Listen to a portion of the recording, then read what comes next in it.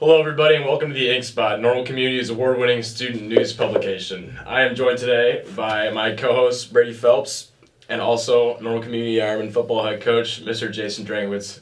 Coach, you faced Kankakee in back-to-back seasons. How did this matchup get scheduled, and what does it add to your team slate?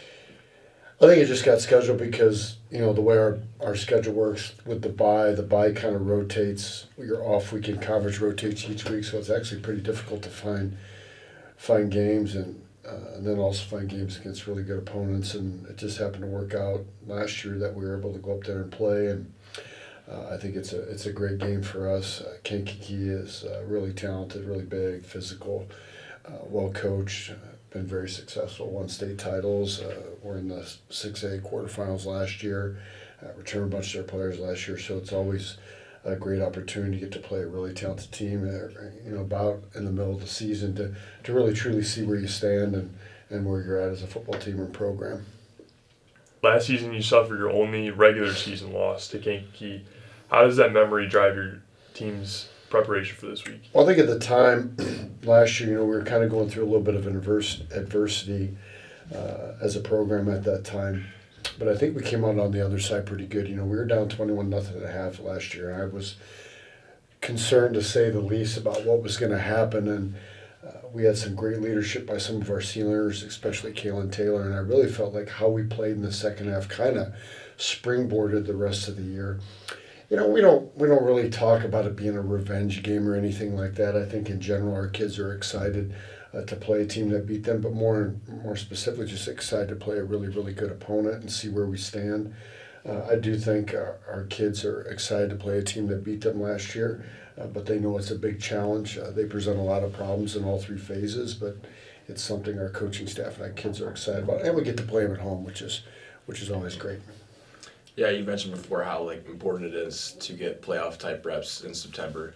Kankakee's played Nazareth, played Lincoln Way East this season. Do you see this as one of those litmus test type games?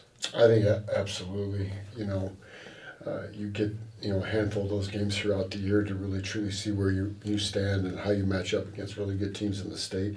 I would imagine they're not probably too worried about us after who they played. Lincoln Way East might be the best team in all the state of Illinois.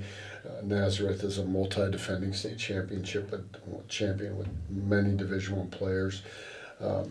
But it's going to be a good measure to see where we're at. It's a huge challenge. They're really, really good. I think we're pretty good too.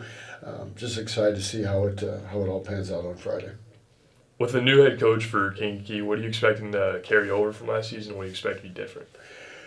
Well, carryover, their kids play with a lot of confidence, a lot of energy, a lot of physicality, and I think all those things have continued to carry over when you watch them on film. From a different standpoint, offensively, they're a little bit different in terms of formations that they run and plays that they run.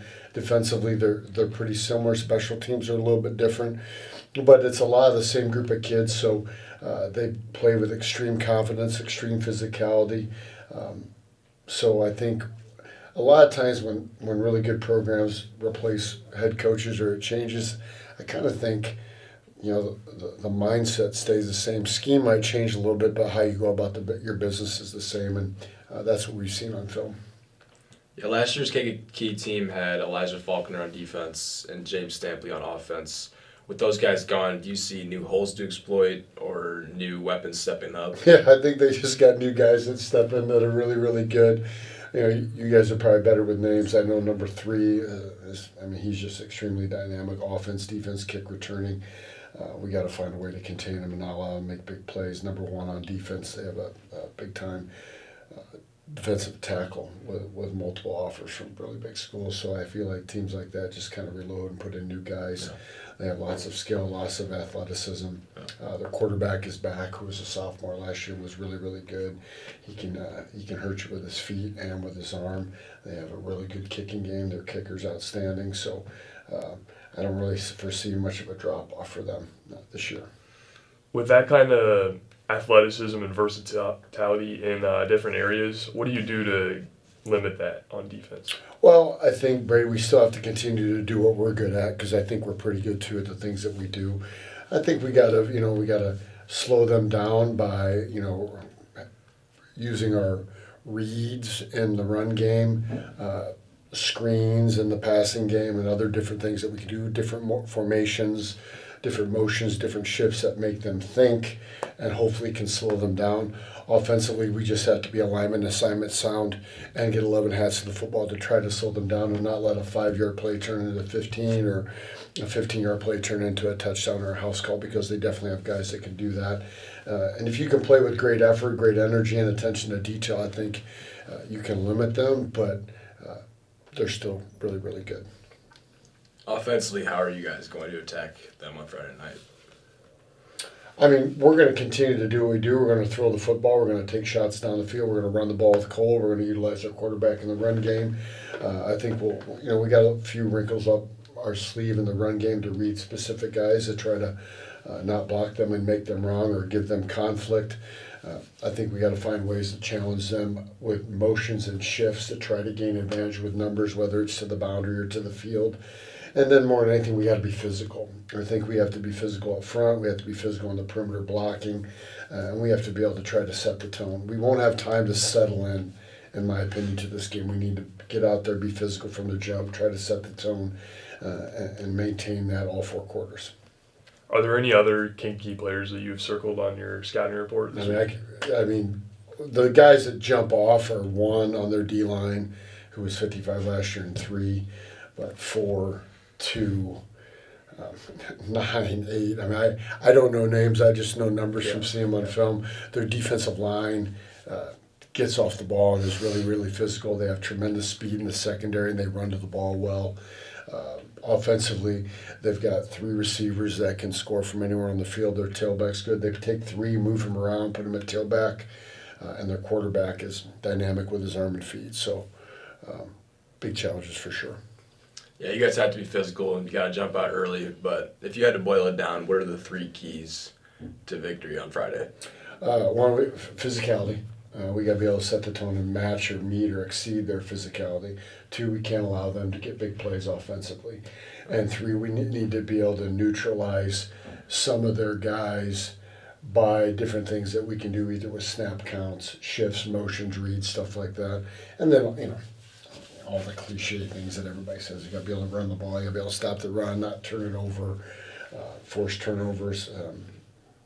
But I think we have to also be who we're going to be and not try to stray too far what's made us successful over the past couple of years. We've all heard the names Lucas, Luke, Jalen Smith, Cole Kretzinger. They're scoring touchdowns almost every Friday night now, but what are the guys behind the scenes you see standing out and being vocal leaders? Brady, there's really been a lot of them. Offensively, Holden Baldwin's been outstanding. Chase Caston's been really good.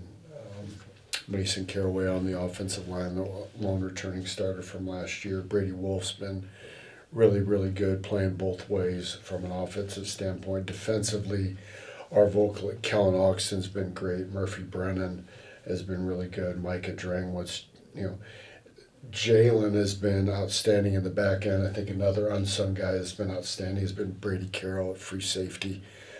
We have a lot of guys doing a lot of really good things in terms of leadership and calling guys up to the standard. And I don't think you can be successful without having all sorts of guys like that, because some of our best players are pretty quiet, and you got to have some people that are willing to talk and be those vocal leaders, and we got a bunch. Those would be a few that I would think of. Yeah, you guys have dealt with some injuries this far. Can you give us an update on guys like Demarion Gardner and how the roster's shaping up? Yeah, so in terms of, D is back, so he'll play, which is going to be nice to have him back defensively. Daniel Burbulis is out for an extended period of time. He got hurt on Friday at Urbana. And then other than that, Micah Drengwitz is kind of banged up. We'll have to see where he's at with his shoulder as we head later into the week. And then other than that, I mean, everybody's a little bit nicked up, dinged up.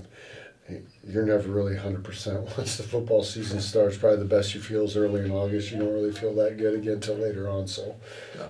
But not too bad, I would say. Yeah. Coach, thank you so much for your time. Yeah. And good luck on Friday night. Thank you. Appreciate you guys. Great job as always. Thank you.